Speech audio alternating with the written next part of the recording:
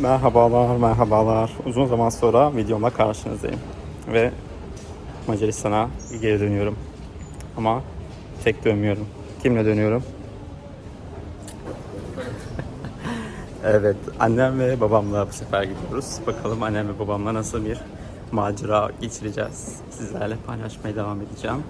Dönüşüm muhteşem olacak.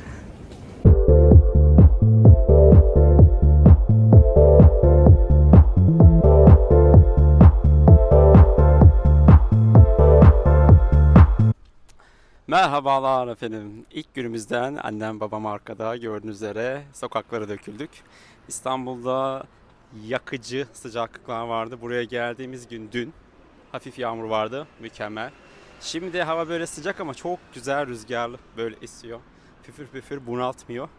Yaklaşık herhalde bir 8-9 derece çok rahat var İstanbul'da Budapeşte arasında. Ne zaman söylüyorum bunu? 11 Temmuz günü, 12 Temmuz söylüyorum. Şu anda nereye gidiyoruz? Tabii ki Budapeşte'de meşhur yapılacaklar listesi olan Balıkçı Tarabyası'na gidiyoruz arkadaşlar.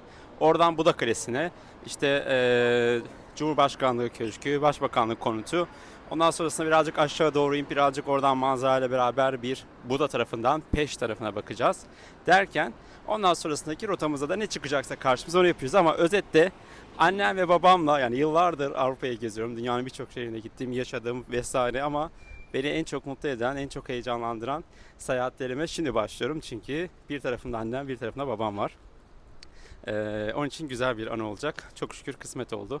Bakalım annemle, babamla Macaristan'da ve aynı zamanda bunun dışında başka ülkelere gitmeyi planlıyoruz buradan. Oralarda yaklaşık bir 10 günlük macera dolu zamanlar, anılar yaşamayı planlıyoruz. İnşallah güzel geçer. Bunları da sizlerle paylaşmaya gayret edeceğim. Haydi görüşürüz. Evet efendim, daha önceki videodan bahsetmiştim. Michael Jackson yaşarken Budapeşte'ye geldi. Bu otelde kalmış.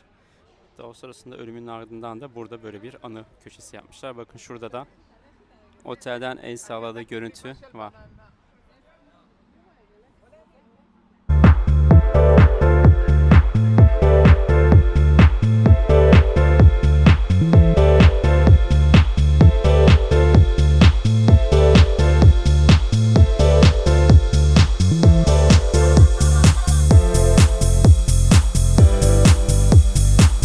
Ve efendim Matias Kilisesi'ndeyiz. Hemen gösteriyorum. Balıkçı Tarabyası'ndaki en meşhur yapılardan bir tanesi. Daha doğrusu Budapeşte'deki. Gördüğünüz üzere Matias Kilisesi. Zamanında kiliseymiş. Osmanlı daha sonrasında bu toprakları aldığı zaman yaklaşık 200 yıl kadar cami olarak kullanılmış. Akabinde tekrar Osmanlı burada toprağını kaybettikten sonra tekrar kilise olarak kullanmaya başlanmış. Kiliseyle ilgili şu bilgiyi verebilirim ki bakın görmüş olduğunuz gibi çatı kaplamasındaki bu karolar özel bir seramikten yapılmış ve tanesi 200 euro civarındaymış. En önemli özelliği renkleri Macaristan bayrağının renklerinden ve herhangi bir kir, toz tutma özelliği bulunmuyormuş. Burada görmüş olduğumuz siyah kule ise normalde kiliselerde çok nadir görülür. Çok önemli kişilerin cenazesi olduğu zaman bu kiliseden kaldırılıyor ve bu kuledeki çan çalınarak ibadetleri yapılıyor. Ve Matias Kilisesi'nin hemen yanında görmüş olduğunuz bu yapı yine aynı şekilde benzer kaplamayla bezenmiş durumda. Bu yapının özelliği ise şu anda Macaristan Ekonomi Bakanlığı binası.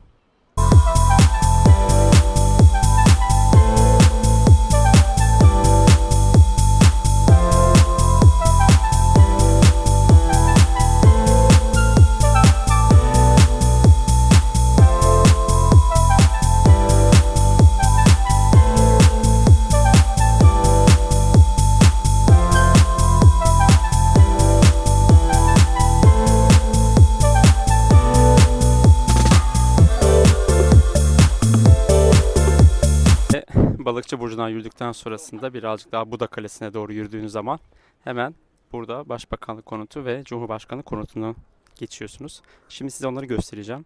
Siz karar verin. Bizim herhangi bir hükümet konağı mı yoksa buradaki Cumhurbaşkanlığı konutu mu? Şatafatlı, şaşalı. Evet, bu normal yolda gördüğünüz gibi. Hatta burada her yerde inşaat vesaire var. Bu Başbakanlık Konutu arkadaşlar. Hemen yandaki de Cumhurbaşkanlığı konutu. Mevcut Macaristan Cumhurbaşkanı burada. Başbakan da burada çalışmaları yürütüyor.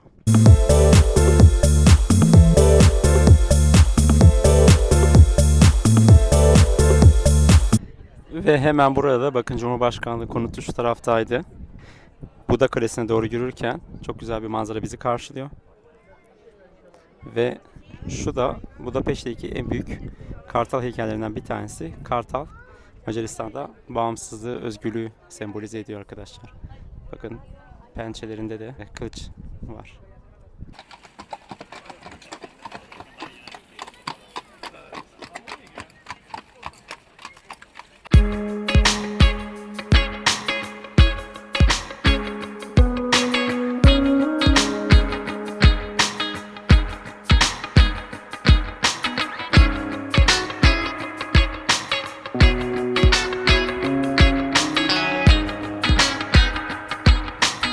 Ve Török Utka ne demek?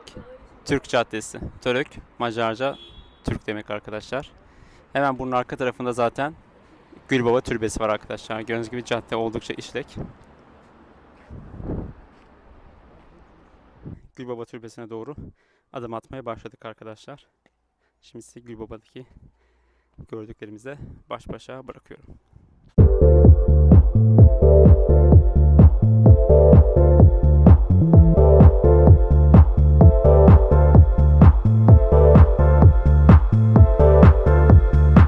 Gülbaba Türbesi'nin çevresi aslında çok kötüymüş zamanında.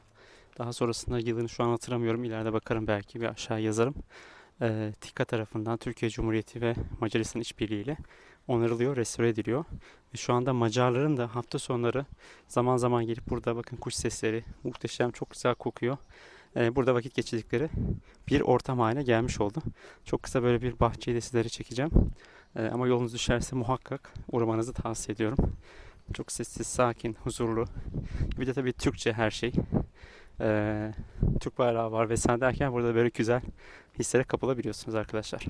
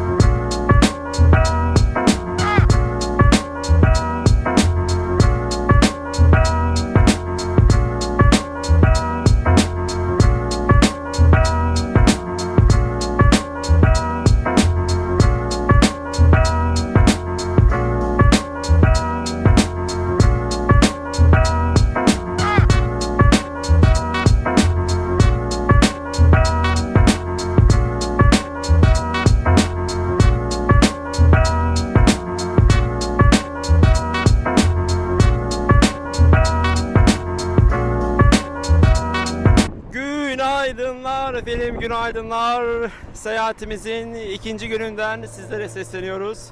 Dün akşam maalesef şarjım bittiği için birçok şeyi çekemedim. Eve döndük akşam. Bugün ne yapıyoruz? Annem ve babamla Budapeşte'ye yaklaşık toplamda 1 saat sürecek olan metro ve ardından tren yolculuğu yaparak ulaşacağımız Szentendre isimli bir şehre gidiyoruz. Çok küçük, minik bir kasaba ama hani Budapeşte'ye geldiğiniz zaman çok fazla vaktiniz varsa, böyle bir 5 gün kadar vaktiniz varsa bir gün oraya ayırmanızı tavsiye ediyorum. Daha öncesinde gitmiştim ve şey demiştim, hani havalar güzel olsa da tekrar gelsem buralar o zaman güzel olur. İşte şimdi o zaman. Neyle meşhur orası? Küçük küçük sanat atölyeleriyle meşhur. Çok güzel müzeler var. Aslında Sırplar tarafından daha öncesinde çok kullanılmış. Dolayısıyla Ortodoks kiliseleri var. Nehir kenarında boyunca Tuna Nehri oraya kadar uzanıyor. Tuna Nehri kenarı boyunca çok güzel yürüyüş alanları var. Çimlerin üzerine oturabilirsiniz. Ondan sonrasında Macaristan'ın en önemli tatlılarından bir tanesi olan aslında badem ezmesi. Badem ezmesi ile ilgili mini bir müze var. Orada badem ezmesinin yapılış süreci ve balmumu heykelleri var. Oraya gitmeyi planlıyoruz. Ve Szentendre'den otobüse binerek 15 dakika uzaklıkta da bir açık hava müzesi var. Bu açık hava müzesi Macar geleneksel köylerini, geleneksel eski yaşama dair birçok ürün ya da işte ne derler, eser bulunduruyor. Bir de oraya gitmeyi düşünüyoruz. Daha öncesinde oraya gitmemiştim. Böyle hava güzel, her şey güzel. Bizler güzeliz. Sizler de güzelseniz. Haydi o zaman yola çıkalım.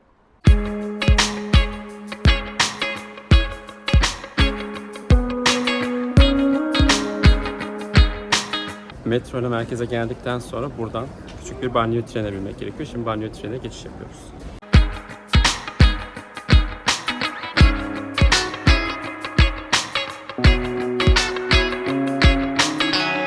Ve Student an itibariyle inmiş bulunuyoruz.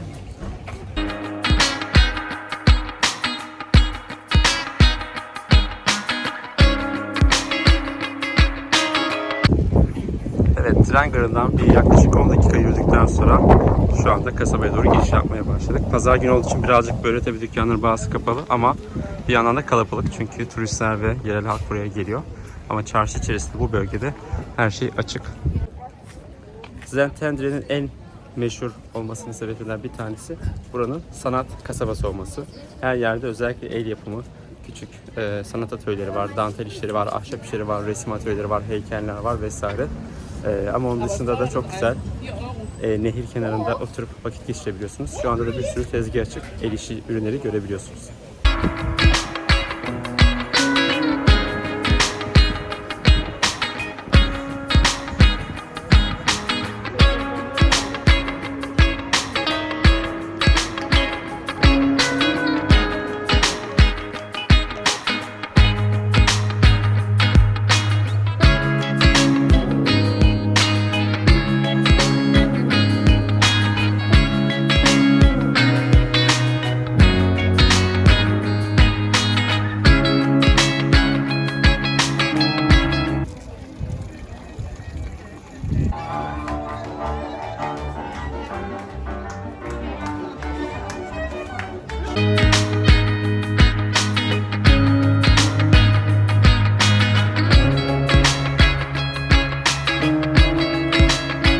Merhabalar.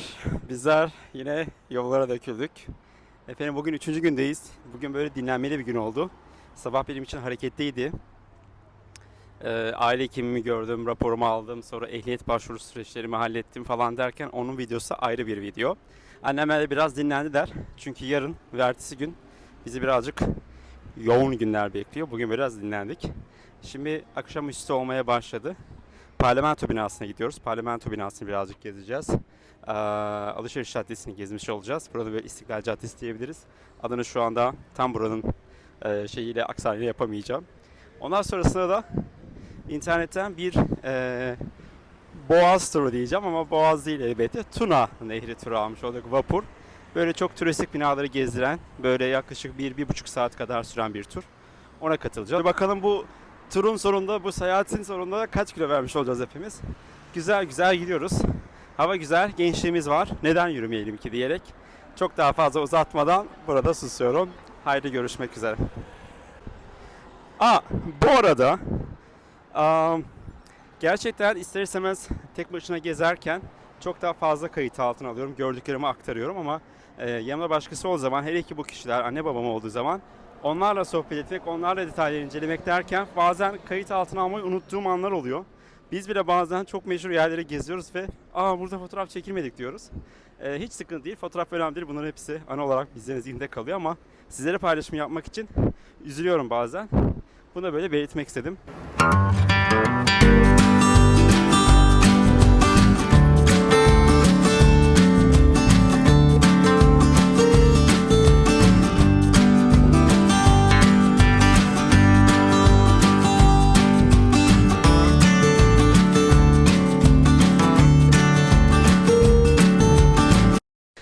Evet efendim, şu anda meşhur bazilikanın önündeyiz. Az önce şöyle bir şey oldu. Burada bir sihirbaz kostümü bir kişi bizi çağırdı. Dedi ki size bir çalışma yapabiliriz. Bence tabii ki hemen kabul ettim. Çalışma şuydu.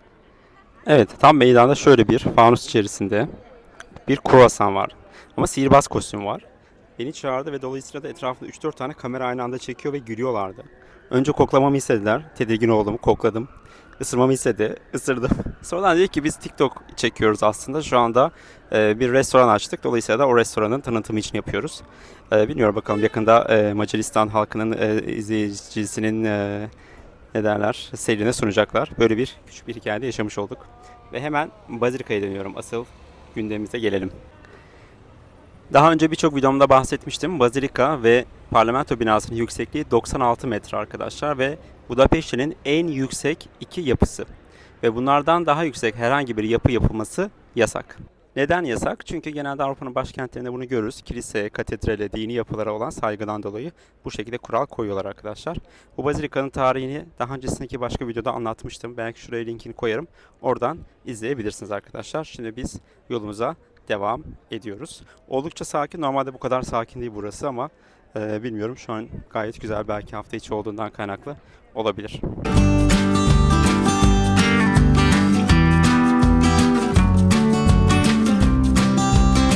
Ve parlamento binasındayız. Şu anda yolda bazı yerlerde durduk, Türklerle tanıştık, sohbet ettik derken annemle seyahate çıkınca bir Türk gördüğü zaman o Türk'ün bütün seceresi, nereden gelmişler, kaç gününe gelmişler, ne yapıyorlarmış, evlilermiş, bekar mıymış, çocuk kaça gidiyor, hepsini öğrendiğimiz için bazen planladığımız seyahat saatinden sarkmalar olabiliyor. Dolayısıyla şimdi parlamentodan böyle çok hızlıca geçiş yapıp vapur turuna geçeceğiz çünkü saat 6'ya yaklaşıyor. Ama size gelmişken buraya böyle bir parlamentoyu göstermek, çok kısa bilgi vermek istedim. Evet efendim, görmüş olduğunuz gibi parlamento binası ve şurada da benim canlarım, ciğerlerim sohbet ediyorlar. Büyük ihtimalle babam şu anda annem fotoğraf ve bazen de komik videolar çekip aile WhatsApp grubunda paylaşıyoruz. Orası premium üyeler için. Evet, görmüş olduğunuz gibi parlamento binası dünyanın en büyük parlamento binalarından bir tanesi. Görmüş olduğunuz gibi oldukça enteresan ve gotik tarzda bir mimarisi var arkadaşlar. Bazen şurada siyah bir bayrak sallanıyor arkadaşlar. Şurada. Gördüğünüz gibi. Burada siyah bayrak sallandığı zaman şu anlama geliyor. Halihazırda burada mevcutta çalışan veya daha öncesinde çalışmış, buradan emekli olmuş bir kişinin hayatını kaybettiği anlamına geliyor. Orada bir yas tutuyorlar. Böyle bir bilgi verebilirim. Onun dışında mimari yapım olarak da, yani tarz olarak da Tac Mahal'den esinlenilmiş bunu yaparken mimar. Bu şekilde ve şöyle bir bilgi verebilirim. Maalesef mimar bunu tasarlamış, yapıma başlamış ama yapımı çok uzun yıllar sürdüğü için bitmiş halini göremeden mimar hayatını kaybetmiş. Böyle bir bilgi var. Merhabalar. Bina sizin sanırım. Ne iş yaptığınızı sorabilir miyim? Söylemek istemiyorum yani çok fazla dile getirmek istemiyorum. Herkesin tarafından bilinmesini istemiyorum. Evet. Daha öncesinde çiftliğinizi gezmiştik Budapeşte'de. Burada daha sonrasında yapmış olduğunuz bir yapımı ya da yeni mi aldınız? Böyle birçok yapımlarım vardır. Dile getirmediğim için bilinmiyordur. Yani hepsini söylemek zorunda değiliz. Hacer Hanım, Var olmayan var. Hacer Hanım, normalde seyahatlerinizde sizi tek yakalıyorduk. Yanınızda bir beyefendi görüyoruz. Popüler olduktan sonra evlenme teklif etti, kabul ettik. Popüler olduktan sonra. Ben popüler olduktan sonra takip etmiş beni, evlenme teklif etti, kabul ettim.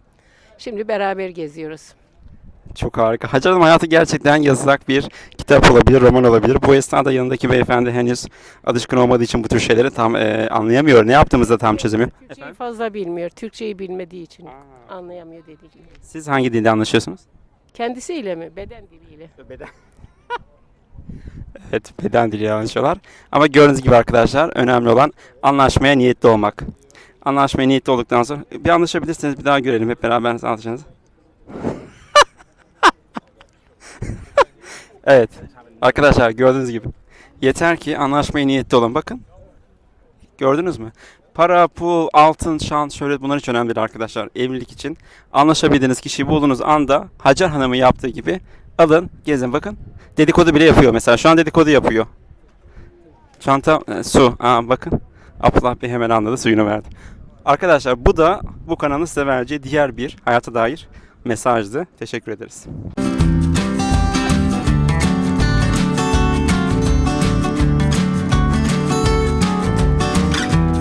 Hemen parlamento binasındaki Deakter isimli metro istasyonundan binip bir durak gittiğiniz zaman Battoniter olması lazım. Tam telaffuzları bilmiyorum. Geldiğiniz zaman burada yürüyerek yaklaşık 5 dakika sonrasında iskeleye ulaşabiliyorsunuz ve buradan da vapurlara binebiliyorsunuz. Normal saatinden yaklaşık 20 dakika öncesine gitmenizi tavsiye ediyor arkadaşlar. Olda vapuru kaçırdınız. Bir sonraki sefer için %50 indirimle bilet alıyorsunuz ama mevcut biletinizin aynısını bir sonraki seferler için kullanamıyorsunuz.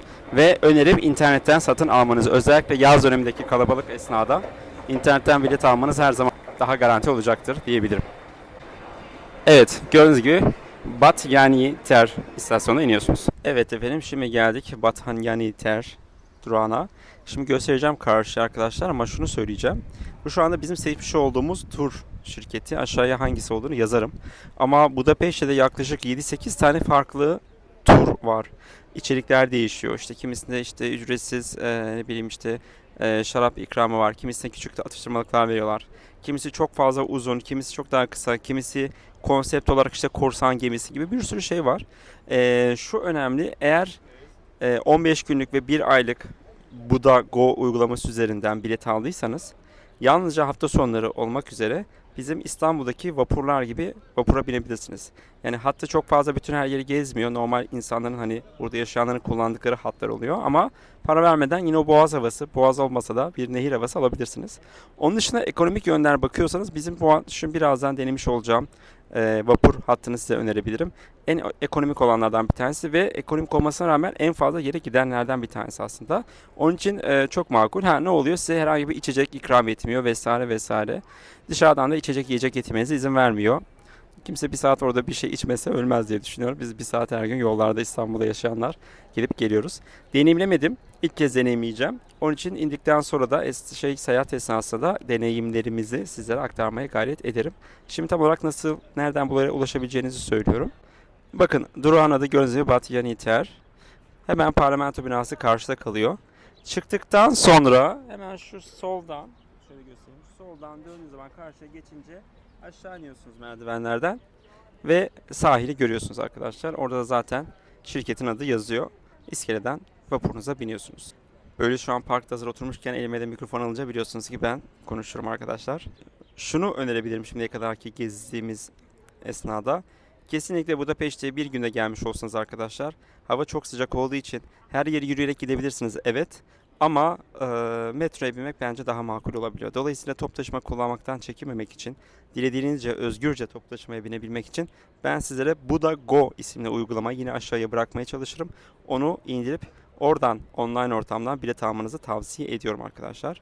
Çok çok çok pratik. Her yeri görebiliyorsunuz, saatleri görebiliyorsunuz vesaire. Ha, sadece şunu söyleyebilirim ki bilet alırken eğer Budapeşte'de daha fazla gün kalacaksanız ve çevre kasabalara gidecekseniz, orada farklı bir durum oluyor. Orada bilet türleri değişiyor.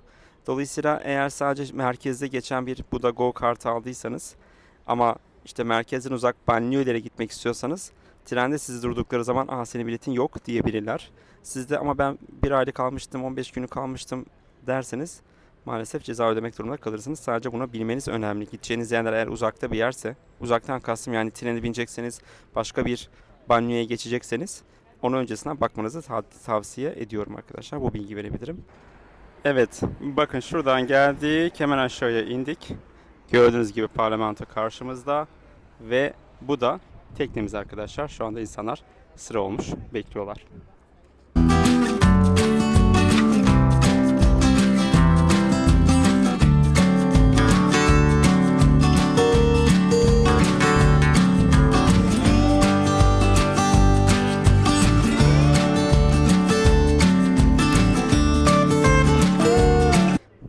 Arkadaşlar, tekneye bindiğiniz zaman bu şekilde böyle bir uygulama indirebiliyorsunuz ve gördüğünüz gibi birçok farklı dilde çeviri desteğiyle beraber rehberle turunuzu gerçekleştirebiliyorsunuz.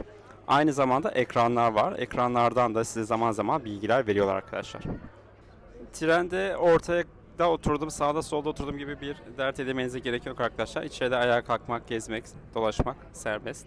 Şu an hareket ettik. Zaman zaman sizlere video çekip aktarmada bulunmaya çalışacağım. Şu anda parlamento binasını görmektesiniz.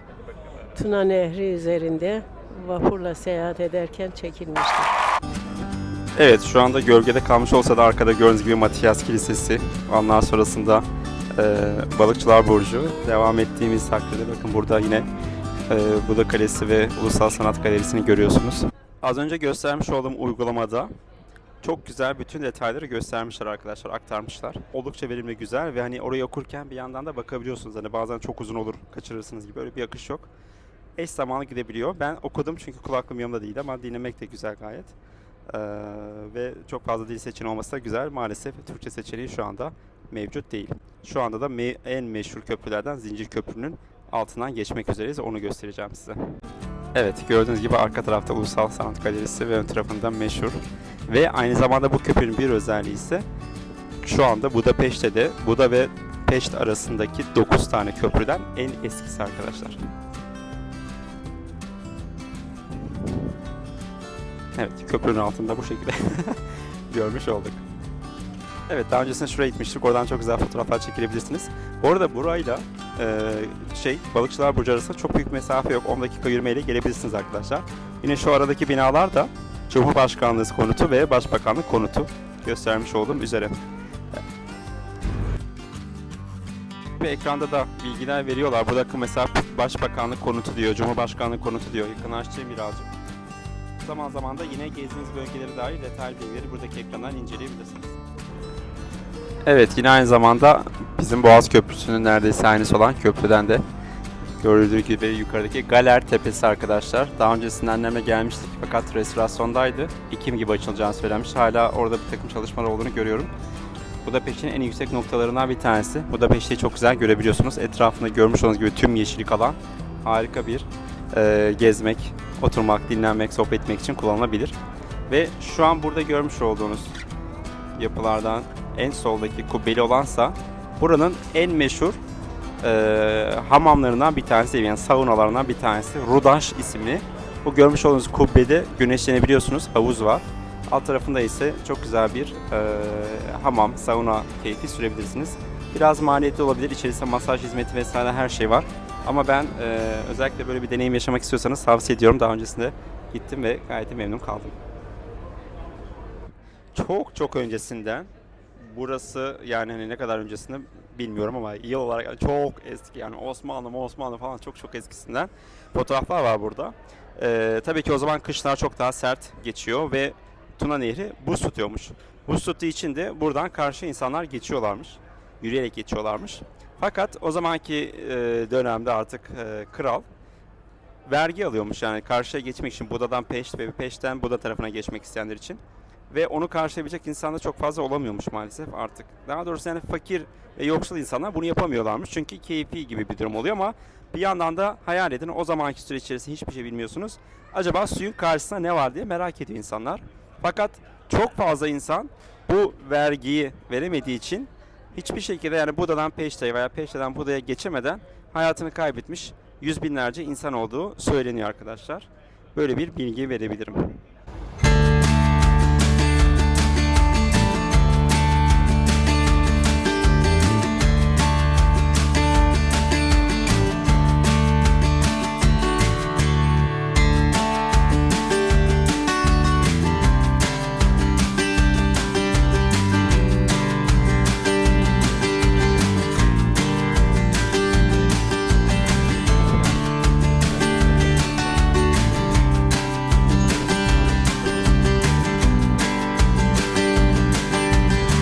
Harika, çok güzel. Hakkını verdi.